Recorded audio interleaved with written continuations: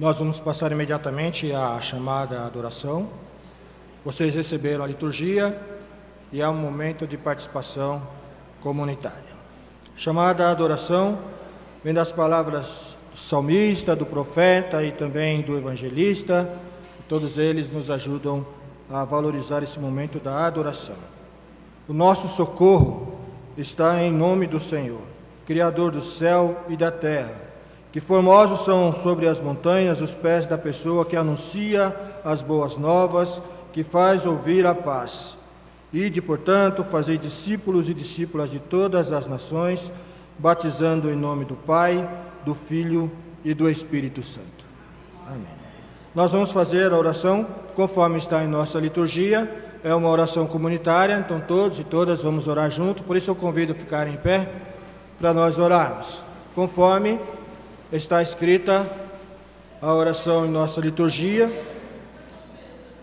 mas quando a gente ora, faz uma leitura dessa forma, lendo as palavras que já estão escritas, elas precisam revelar a nossa verdade. Não podemos tão somente ler, precisa ser de fato a nossa oração, porque assim a gente com certeza agrada a Deus através da sinceridade em nossos corações. Oremos todos e todas a oração de adoração. Ó Senhor, nosso Deus, que estabeleceste a igreja sobre a terra e que prometeste habitar com ela para sempre, ilumina e santifica pelo teu Espírito Santo, nós te rogamos. Oramos por todos os ministros e ministras da tua palavra e sacramentos, pedindo que faças crescer nessas pessoas a tua graça, para que possam apacentar o teu rebanho com alegria e convicção, olhando sempre para o grande pastor das ovelhas, Jesus Cristo, o nosso Senhor. Amém.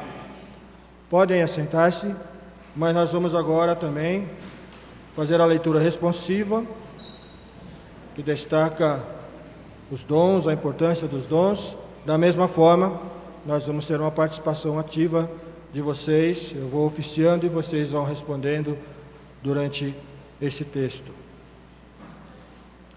Há diferentes dons.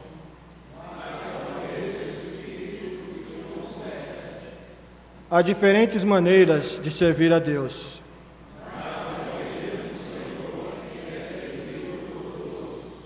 Pessoas diferentes atuam de diversas maneiras.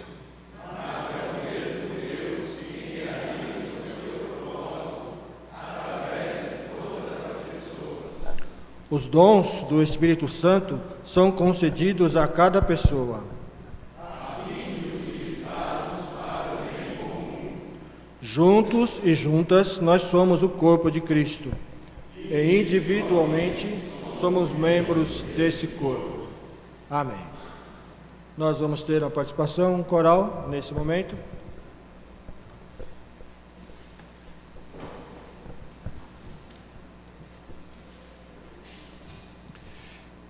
Meus irmãos, nessa noite, eu queria convidar vocês a participarem desse momento. O coral da Igreja de Utinga preparou um medley de hinos de Natal.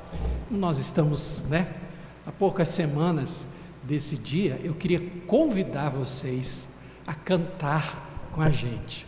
Nós vamos projetar a letra, são aqueles mais tradicionais do Natal, que a gente canta e fica com saudade, porque só no ano seguinte. Eu vou chamar o coral para vir aqui à frente, e nós vamos cantar, inclusive vocês vão cantando com a gente, tá bom?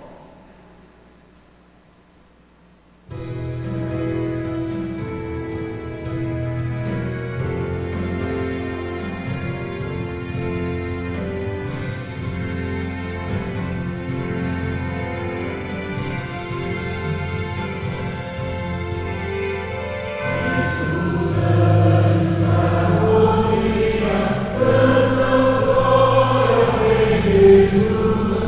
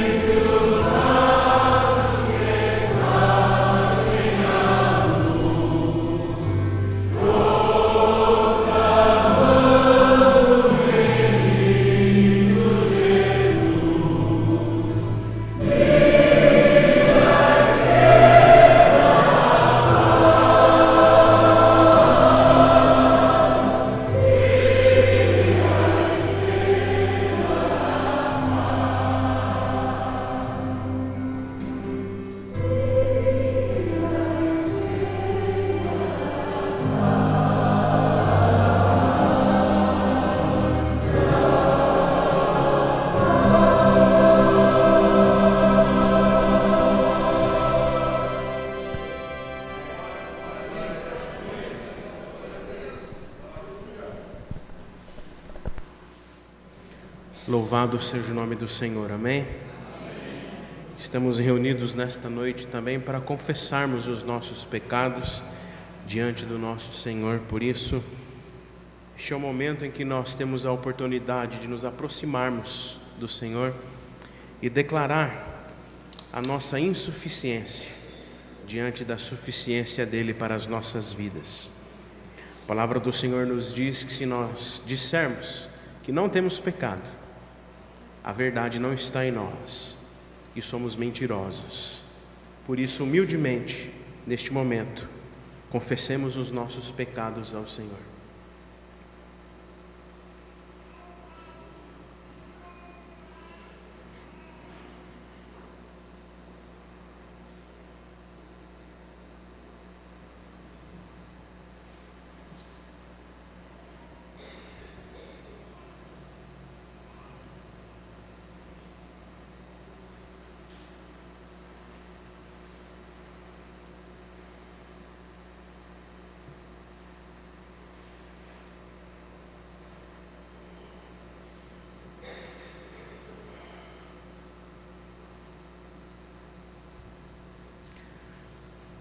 Bondoso Deus e eterno Pai, humildemente nos colocamos na Tua presença agora, Senhor, com o nosso coração contrito e quebrantado diante da Tua presença, suficiente, ó Pai, sobre nós.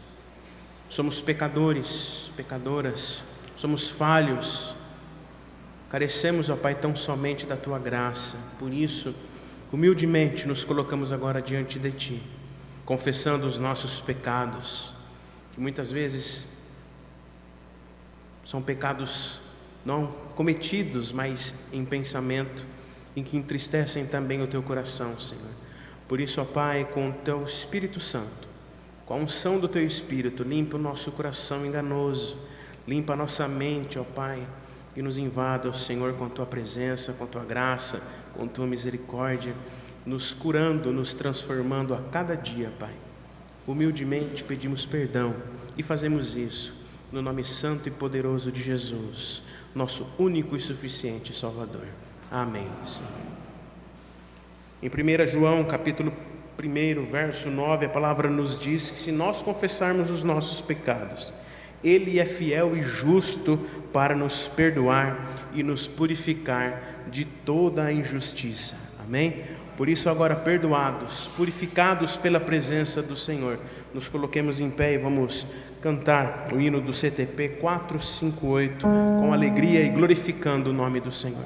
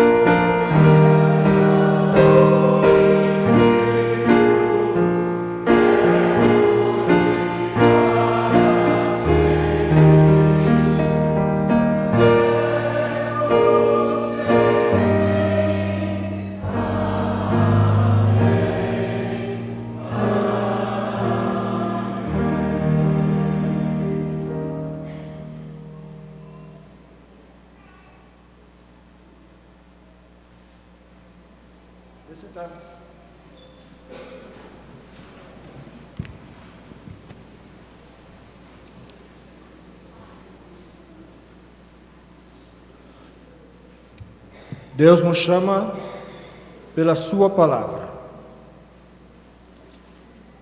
Hoje à noite, o reverendo Edilson é o responsável, o instrumento para Deus se comunicar conosco, e nós vamos orar por ele e também por toda a congregação, para que nós possamos ouvir Deus falar, entender o que Ele está dizendo e atender a sua palavra. A oração por iluminação está escrita também aqui na nossa liturgia, mas da mesma forma que seja a verdade para nós nesse momento. Oremos todos e todas. Deus vivo, ajuda-nos a ouvir Tua santa palavra de tal maneira que possamos realmente compreendê-la e, compreendendo, crer, e crendo, seguir teu Filho Jesus com toda a fidelidade e obediência, buscando a tua honra e a tua glória em tudo o que fizermos. Por Cristo nosso Senhor. Amém. Vamos fazer a leitura do Antigo Testamento, texto do profeta Isaías, no capítulo 52. Isaías 52, versos 7 a 10. Isaías 52, de 7 a 10. Quão formosos são sobre os montes os pés do que anuncia boas novas, que faz ouvir a paz, que anuncia coisas boas, que faz ouvir a salvação, que diz a Sião: o seu Deus reina. Eis o grito dos seus atalaias, eles erguem a voz, e juntos gritam de alegria, porque com os seus próprios olhos veem o retorno do Senhor a Sião. Gritem de alegria, e juntas exultem, ó ruínas de Jerusalém, porque o Senhor consolou o seu povo, ele remiu Jerusalém. O Senhor desnudou o seu santo braço à vista de todas as nações, e todos os confins da terra verão a salvação do nosso Deus. Palavra do Senhor.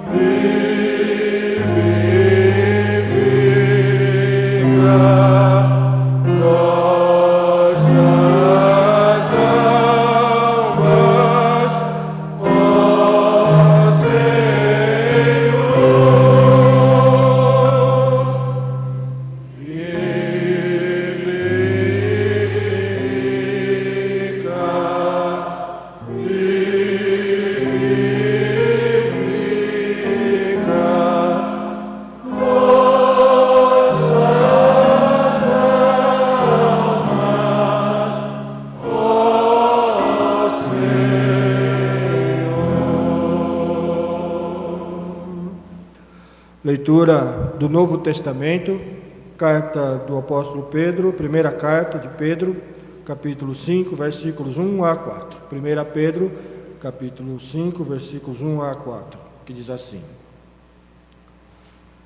Aos presbíteros que há entre vocês, eu, presbítero como eles, testemunha dos sofrimentos de Cristo e ainda co-participante da glória que há de ser revelado, peço que pastoreiem o rebanho de Deus que há entre vós, não por obrigação, mas espontaneamente, como Deus quer, não por ganância, mas de boa vontade, não como dominadores dos que lhe foram confiados, mas sendo exemplos para o rebanho. E quando o Supremo Pastor se manifestar, vocês receberão a coroa da glória, que nunca perde o seu brilho. Palavra do Senhor. Amen.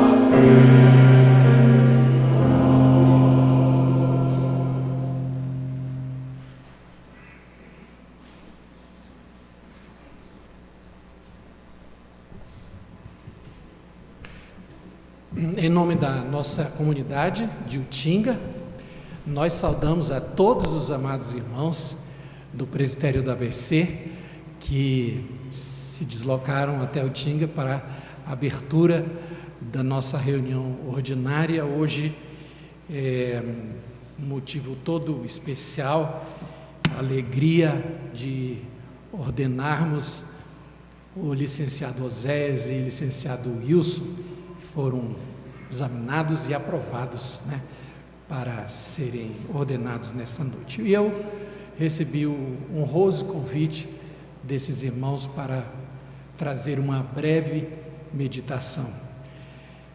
Convido a todos a abrirem a palavra de Deus no Evangelho de João, no capítulo 21.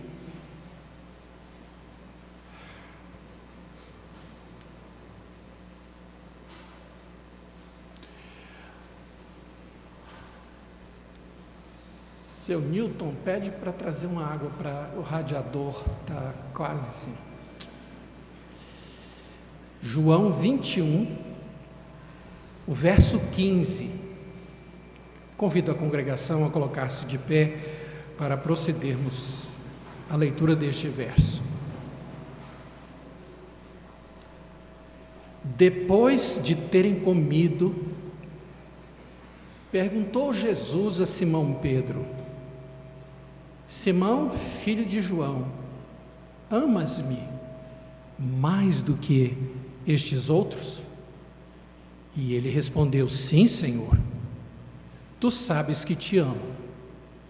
Ele lhe disse: apacenta os meus cordeiros. Graças a Deus pela leitura do Evangelho. Oremos. Pai, queremos te agradecer pelo dia que nos deste, por essa noite, agradecer pela alegria de receber tantos queridos irmãos em nossa igreja, pelos pastores do nosso presbitério, pela vida preciosa dos nossos irmãos Zés e Wilson, que vão assumir o cajado de pastor nessa noite. Eu peço que me ajudes a entregar a mensagem e meus irmãos a recebê-la, de modo que haja proveito para todos. Eu oro agradecido por amor de Jesus, nosso Senhor e Salvador. Amém. Podem assentar, irmãos.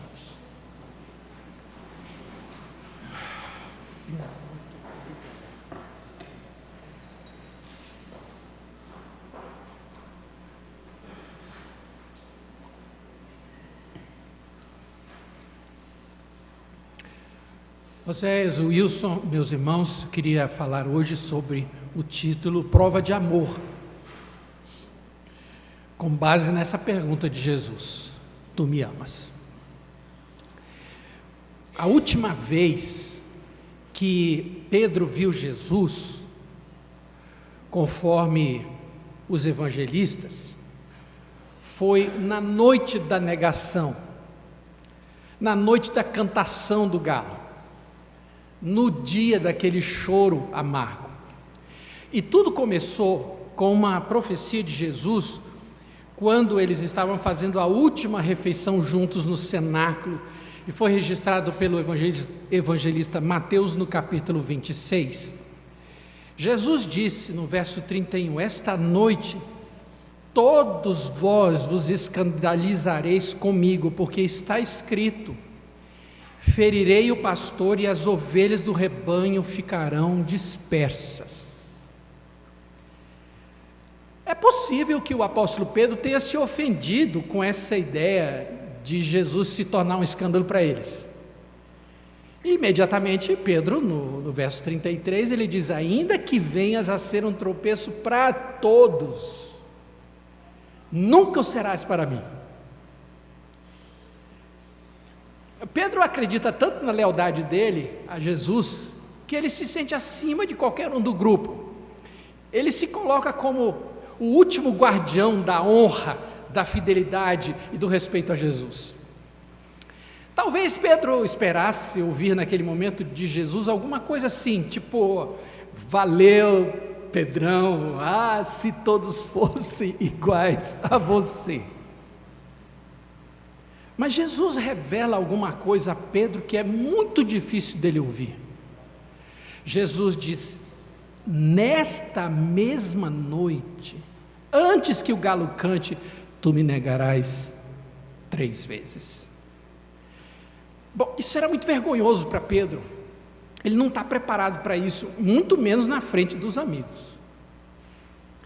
Imagine só, né, depois de conviver 3 anos com Jesus, vendo os milagres de Jesus, os ensinos de Jesus, o poder dele sobre os demônios, depois de andar sobre as águas com Jesus, agora negar Jesus, nenhuma nem 2, mas 3. É possível que Pedro tenha pensado que pela primeira vez, talvez, Jesus tivesse se enganado. No verso 35, Pedro diz assim: ainda que seja necessário morrer contigo, de nenhum modo te negarei. E todos os discípulos disseram: é isso aí, boa, Pedrão, estamos contigo. Só que terminou a ceia, eles foram para o Getsemane, e como todos nós sabemos, eles chegam lá desmaiados. Eles não conseguem ficar 1 hora com Jesus. Ali mesmo, Jesus é preso, levado para a casa do Caifás, onde ele encontra lá os escribas e os anciãos. Mas Pedro o seguia de longe, até o pátio do sumo sacerdote. E tendo entrado, assentou-se entre os serventuários para ver o fim da coisa. Então, para que se cumprisse a palavra de Jesus, Pedro é confrontado sobre o seu relacionamento com Jesus. Primeiro por uma criada. Não sei o que você está falando, não. Uma. Aí uma outra criada aproximou-se. Não conheço tal homem, não. Aí um dos servos do sumo sacerdote disse: você é do Galileu. Eu falei: não, eu não conheço. E ainda praguejou. Era uma negação com requinte de crueldade, porque a praga veio, junto com o não. E Lucas registra um detalhe muito significativo nesta hora, em Lucas capítulo 22, diz que então, voltando-se, o Senhor fixou os olhos em Pedro, e Pedro se lembrou das palavras do Senhor. Bom, esse foi o último encontro entre eles, de acordo com os evangelhos, porque na crucificação só João é mencionado, quando Jesus disse, Maria, aí teu filho, aí está tua mãe. Mas aí vem o domingo, e Jesus aparece aos seus discípulos no final da tarde da ressurreição, primeiro às mulheres de manhã, à tarde aos rapazes, 8 dias depois, e agora, no nosso texto, capítulo 21 de João, na praia de Tiberíades. E nesse encontro está lá Pedro, Tomé, Natanael, Tiago, João e mais 2 que não são mencionados. E nesse momento Pedro fala assim: vou pescar. E a rapaziada diz: estamos juntos, vamos lá. Só faltava combinar com os peixes, que sumiram do mar. Então Jesus aparece na praia, do nada assim. Só que eles não reconheceram que era ele. E Jesus disse: filhos, tendes aí alguma coisa de comer? Eles responderam: não. Então lhes disse: lançai a rede à direita do barco e achareis. E assim fizeram, e já não podiam puxar a rede, tão grande era a quantidade de peixes. Aí de repente cai a ficha: é o Senhor, porque só Ele manda jogar do lado e os peixes caem tudo na rede. Então Pedro, que estava nu, sabe lá porque o calor, não sei se jogou na água, depois refeito da vergonha, agora vestido, vai à praia para ajudar os colegas a puxarem a rede. Só que quando eles chegaram lá, Jesus já tinha feito tudo, o macfish estava prontinho, saindo do forno. Eles começam a comer e eu imagino que o jantar transcorre num respeitoso silêncio, porque ninguém ousa perguntar nada, porque eles sabem que é Jesus que está ali com eles. O dia começa a clarear, todos estão satisfeitos, Os peixes que eles haviam pescado estão espalhados ali na areia, e finalmente Jesus vem conversar com Pedro. O que é que Jesus vai dizer a Pedro? Falará Jesus como ele falou a Moisés, quando Moisés disse: eu sou pesado de língua, e Deus disse assim: quem fez a boca do homem? Ou quem faz o mudo, ou o surdo, ou o que vê, ou o cego? Não sou eu, o Senhor? Ou falará, quando finalmente encontrou Jó, depois de todos aqueles desaforos do patriarca, e Deus se aproxima e diz: quem é este que escurece os meus desígnios com palavras sem entendimento? Era o dia do acerto, e lá vem Jesus e diz: Simão, filho de João, amas-me mais do que a estes outros? Eu fiquei pensando o que é que Jesus podia ter dito no lugar do que ele falou. Ele podia ter dito: eu não te disse, Pedro? Eu não te avisei, está lembrado? Do escândalo, do galo, da debandada. Pedro, na frente de uma empregada, Pedro, não era nem Pilatos, não era nem César, não era nem Caifás, eram empregados, Pedro, que vergonha. Mas não. Amas-me mais do que a estes outros? Por que é que Jesus pergunta se Pedro ama a Jesus mais do que os peixes? Provavelmente, irmãos, porque o mar é o negócio de Pedro. O mar é o escritório dele. A pesca é a empresa dele, é a profissão, é o ofício, é o ganha-pão dele.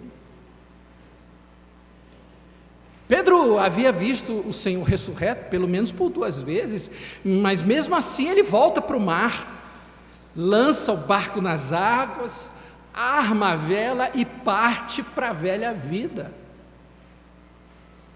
Imagine, irmãos, 3 anos andando com o Emanuel, ouvindo o mistério do Evangelho guardado desde a fundação do mundo, vendo leprosos serem limpos, cegos enxergarem, paralíticos andarem, mortos ressuscitarem, e de repente, tudo esquecido dentro daquele pequeno barco, no mar de Tiberíades. Ah, Pedro, torça para não encontrar os pastores que viram os anjos saindo e glorificando a Deus por tudo que viram e ouviram. Torça para não encontrar os magos que vieram lá do Oriente, meses de viagem guiados por uma estrela, até encontrarem a criança da paz. Torça para não encontrar Simeão e Ana, filha de Fanuel, que não descansaram enquanto suas mãos não tocaram o verbo da vida, porque eles não entenderiam o que você está fazendo nesse barco. Mas nem pastores, nem magos, nem profetas, mas é Cristo em pessoa, dizendo: Pedro, amas-me mais do que a estes outros.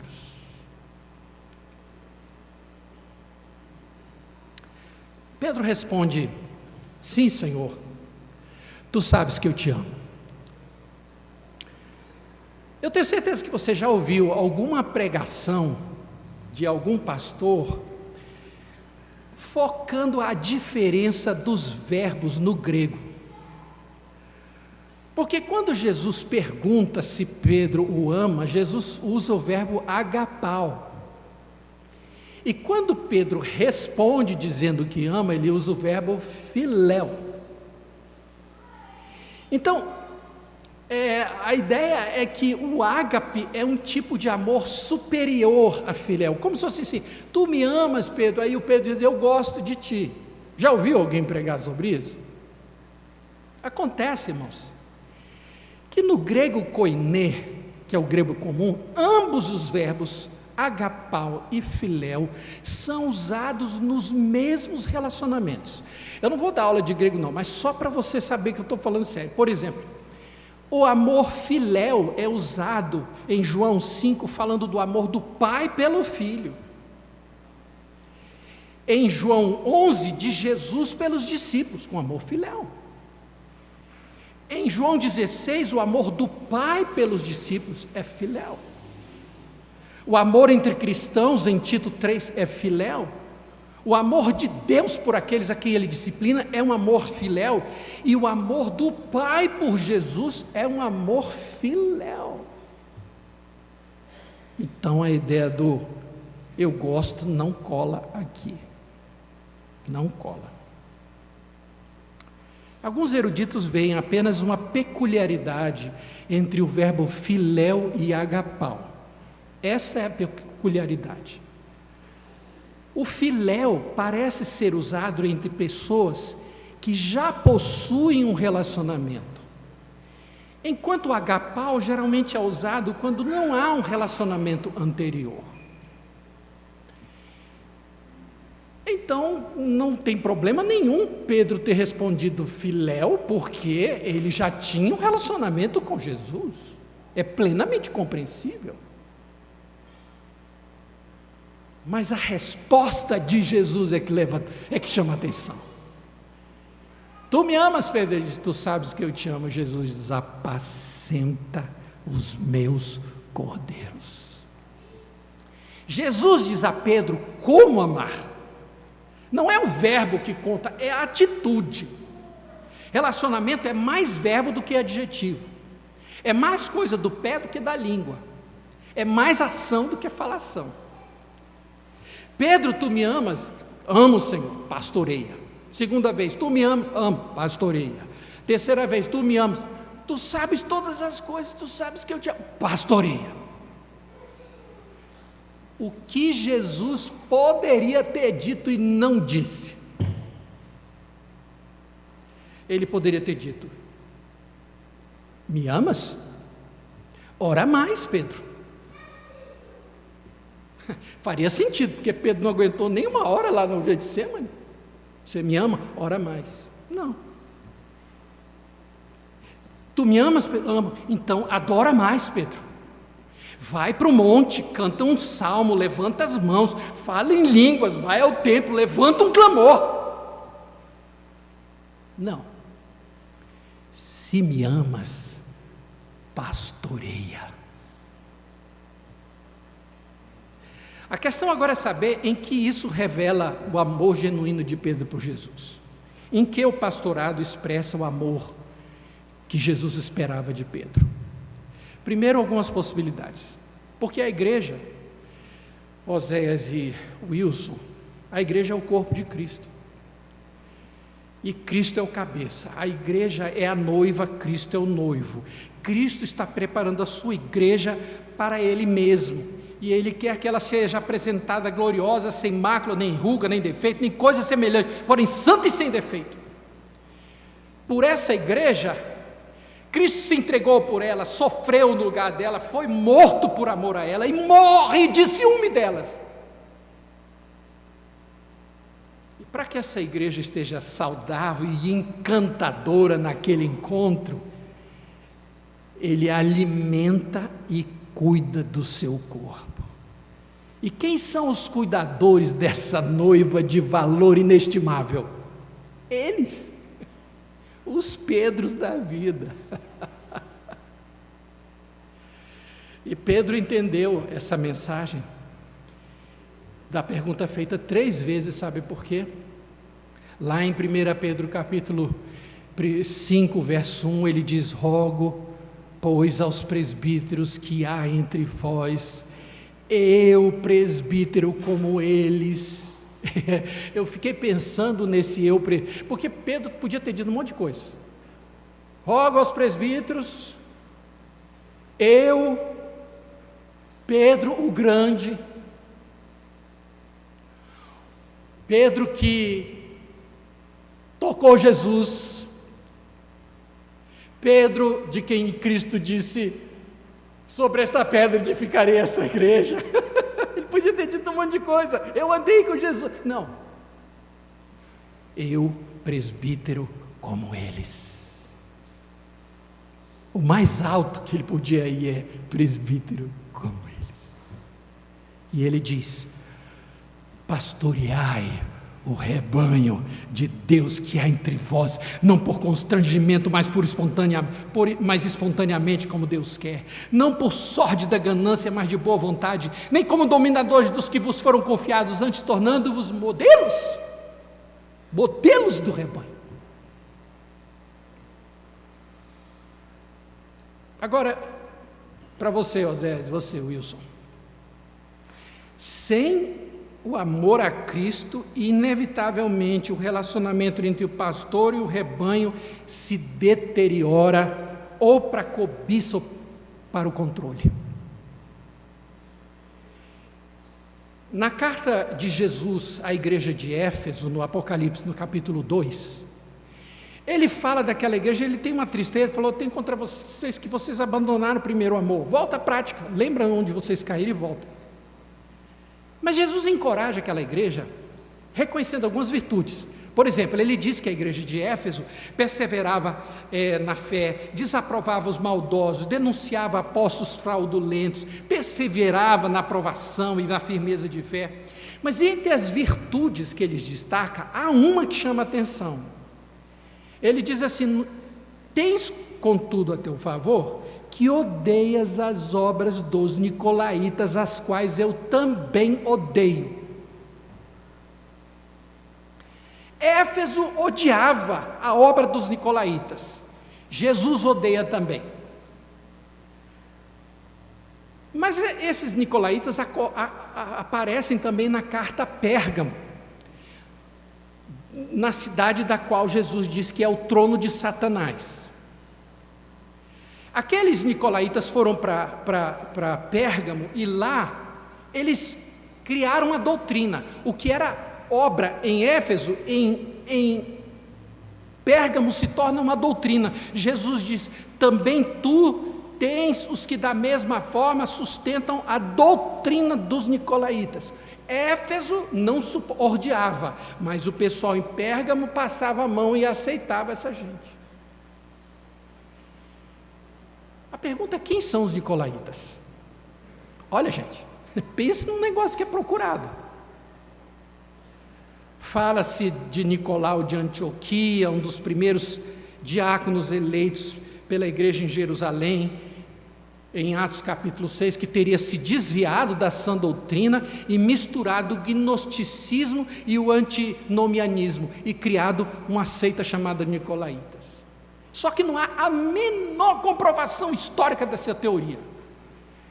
Se eles foram uma seita do primeiro século, nada pode ser encontrado dessa gente pelos pesquisadores. Olha que eles procuram há muito tempo. Agora a pergunta é: por que um grupo completamente desconhecido ocupa o espaço em 2 cartas do Apocalipse, da qual Jesus diz: eu odeio, e ninguém sabe nada deles? Bom, o que nos resta é voltar à velha e infalível premissa: a melhor intérprete da Escritura Sagrada é a própria Escritura. O que a Bíblia está dizendo é simples. Nicolaítas é uma palavra composta no grego. Ela é formada de 2 vocábulos, nikos e laos. Nikos significa aquele que conquista, que subjuga, que vence, que domina. E laos é povo, é comunidade, é família. Nicolaíta é aquele que domina o povo, que subjuga o povo e controla o povo. Por isso Jesus odeia essa gente, que se impõe, que sobrepuja, que sufoca o corpo de Cristo e desfigura a noiva por quem Ele deu a sua vida.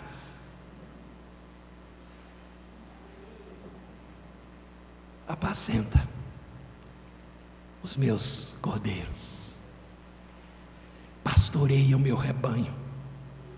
Esse é o amor que faz diferença para mim e que prepara o meu corpo para as bodas do Cordeiro. Mais tarde, viria de Pedro aquela declaração magistral: Vós, porém, sois raça eleita, sacerdócio real, nação santa, povo de propriedade exclusiva de Deus. Pedro, tu me amas, apacenta o meu rebanho. A noite do galo tinha ficado para trás. Jesus havia perdoado Pedro. Não se fala mais nisso. Aquele traidor dá lugar a um homem cheio do Espírito Santo que leva milhares de pessoas a Cristo. Depois disso, Pedro vai enfrentar o sinédrio, romanos, fariseus. Nada mais o deterá. Ninguém duvida que Pedro ama a Cristo e é amado por Ele. E eu quero concluir essa mensagem com uma história que eu ouvi muitos anos atrás do meu professor Flip Weiss. Ele menciona uma história de Oswald Sanders em um dos seus livros, de um missionário indiano que andava de vila em vila pregando o evangelho com os pés descalços, porque ele não tinha dinheiro para comprar uma sandália. E certa vez, depois de caminhar o dia todo, debaixo de um sol escaldante, por um terreno muito pedregoso, ele chegou a uma pequena vila e ali foi para o meio e começou a pregar o evangelho. Logo, os líderes, quando identificaram a mensagem que ele estava trazendo, o expulsaram da vila. O missionário então procurou uma árvore que ficava um pouco acima da vila, exausto e desanimado por ter sido expulso, deitou no chão e adormeceu. Algum tempo depois ele acordou e se surpreendeu porque ele estava cercado com todas as pessoas da aldeia. Imaginando que eles iriam fazer algum mal, ele perguntou: o que vocês querem? O chefe da vila disse: queremos ouvir a sua mensagem. Ele se surpreendeu e perguntou: há pouco tempo vocês me expulsaram, quase morri, o que aconteceu? O chefe da vila explicou: é que quando o senhor subiu para dormir aqui, nós chegamos mais perto e vimos os seus pés. Eram pés feridos como quem vinha de muito longe, e pensamos: deve ser um homem santo, nós devíamos ter ouvido o que ele tinha para falar. Agora conte-nos a sua mensagem.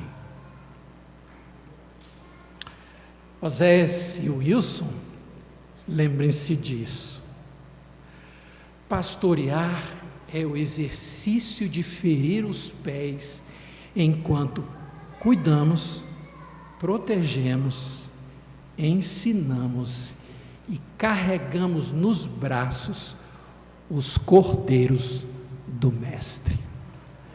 Mas não há melhor maneira de dizer a Ele que nós o amamos. E logo que o Supremo Pastor se manifestar, recebereis a imarcessível coroa de glória. Que Deus nos abençoe. Amém.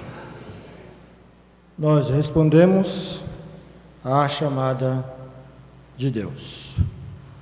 Momento também bastante aguardado pelos nossos irmãos, agora ordenandos, aguardando um momento tão importante. Nós queremos agradecer nesse momento, respondendo à chamada de Deus, depois também de ouvirmos Deus falar mais uma vez através de sua palavra, através do seu servo. Nós queremos comunicar. Vamos trabalhar daqui em diante usando o Manual do Culto, que é um documento oficial da nossa igreja, e dentre as orientações, uma delas é o momento da ordenação. Diz aqui, então, o presbitério do ABC,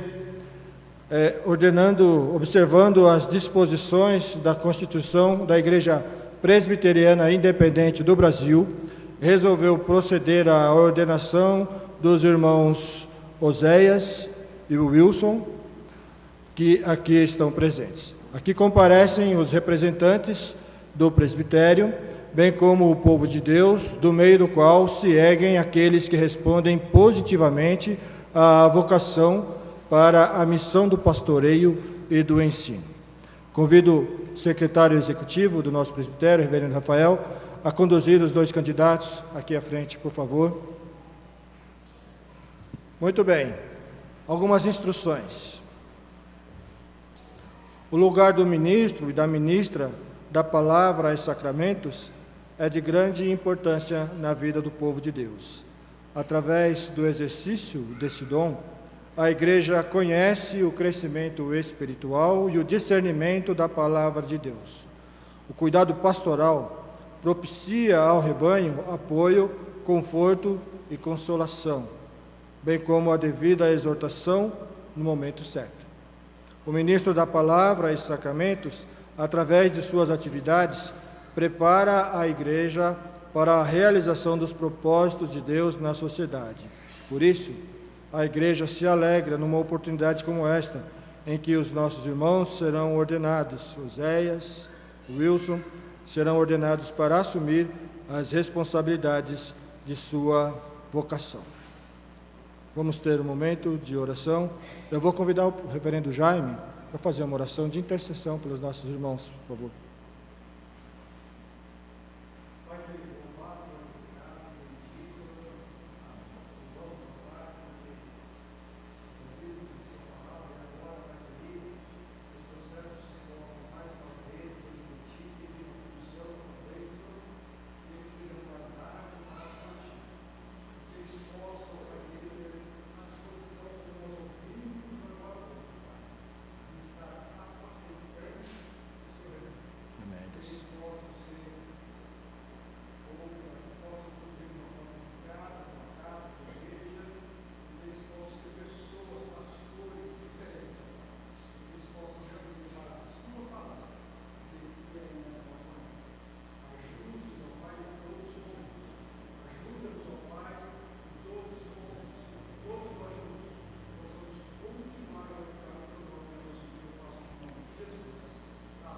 Amém.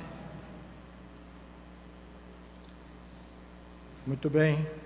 Algumas perguntas para vocês agora.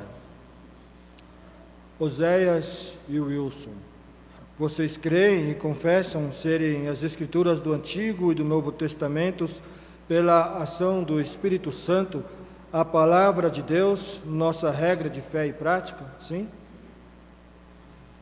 Confirmam aceitar e sustentar os símbolos de fé adotados pela Igreja Presbiteriana Independente do Brasil, bem como a sua estrutura funcional, governo e disciplina? Sim? Declaram disposição para atuar responsável e fielmente na vida da Igreja de Cristo, correspondendo à vocação de Deus para a sua vida? Sim?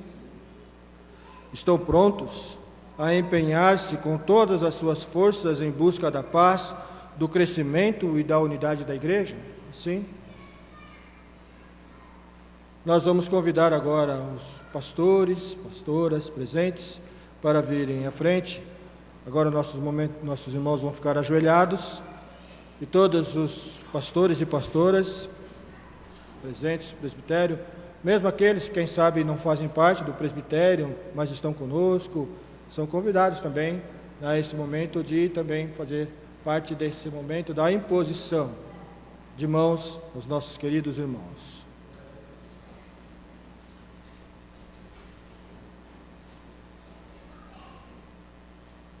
Querem vir aqui em cima? Pode subir, pode ir.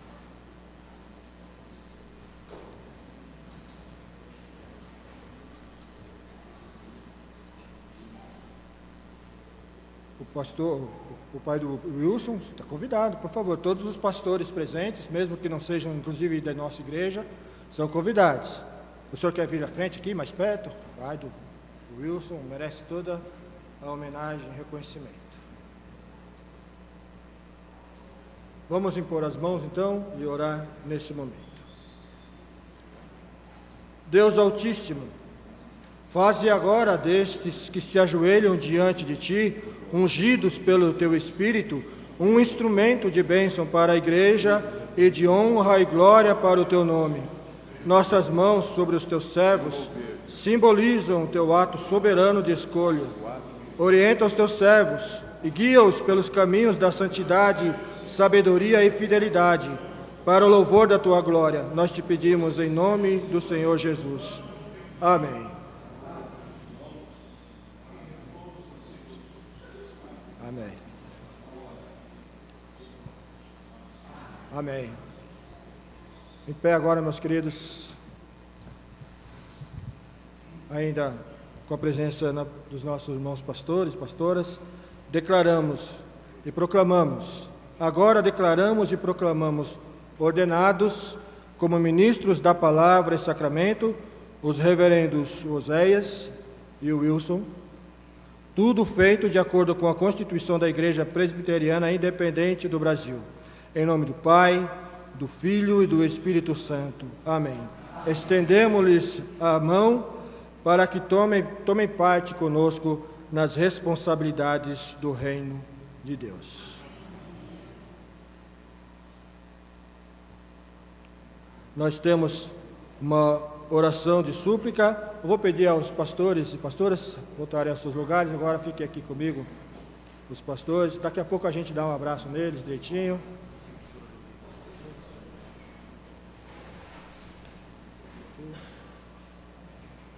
Agora, né? Vamos fazer agora. Antes da oração de súplica,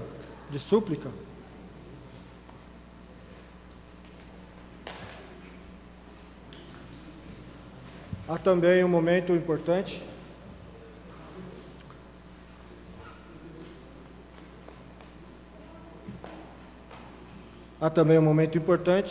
De assinatura.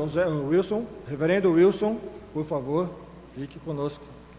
Nós vamos ter esse momento também como uma parte legal da nossa igreja, uma exigência legal, que é a assinatura do livro, um livro onde todos os pastores e pastoras do nosso presbitério devem assinar, e é um momento também muito importante, então vou convidar cada um deles a fazer também a assinatura nesse momento, por favor.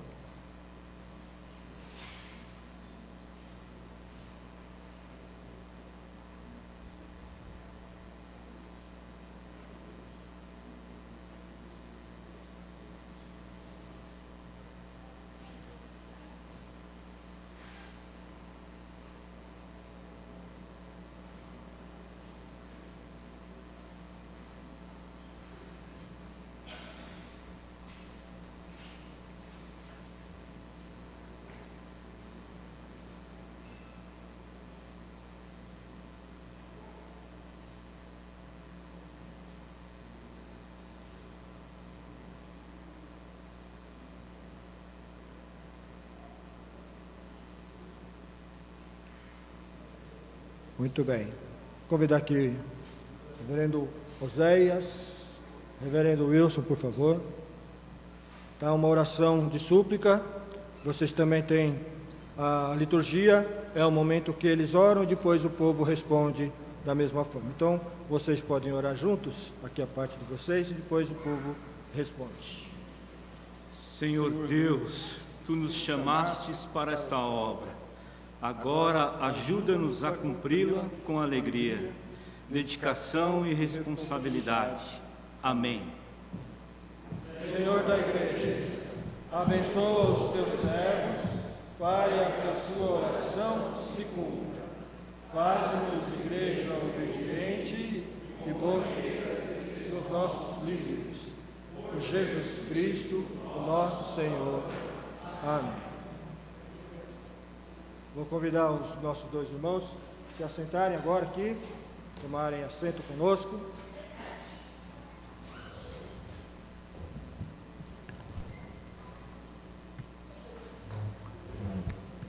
E nós vamos, neste momento, partir para o encerramento deste culto, desta celebração, desse momento tão especial, agradecendo aos irmãos e às irmãs que estiveram aqui, muito felizes pela presença de vocês, e vocês sabem que a presença de vocês abrilhanta esse momento, com toda certeza estão felizes também pelos nossos irmãos, os reverendos agora, e nós também acompanhamos o sentimento da alegria, da gratidão a Deus por todas as bênçãos. Nós vamos, meus irmãos e irmãs, então, sair e servir a Deus, o Senhor, no mundo. Nós teremos esse momento do envio, do hino oficial. Depois, quando terminarmos o culto e após a bênção, conforme está dividido também, já combinamos com eles, o reverendo Wilson vai fazer a oração final e o reverendo Oséias a impetração de bênçãos, e então nós vamos receber. Depois eles vão poder abraçá-los. Depois, enquanto isso, nós vamos já adiantar os trabalhos do presbitério, tá bom? Mas, desde já, agradeço a bênção pela presença de vocês, peço a bênção sempre do Senhor sobre a vida de vocês. Vamos ficar em pé, cantar o hino oficial, conforme está na liturgia. Hino 412, o Pendão Real, que, para quem não sabe, é o hino oficial da Igreja Presbiteriana Independente do Brasil. Tem muita história, muito significado e muita importância.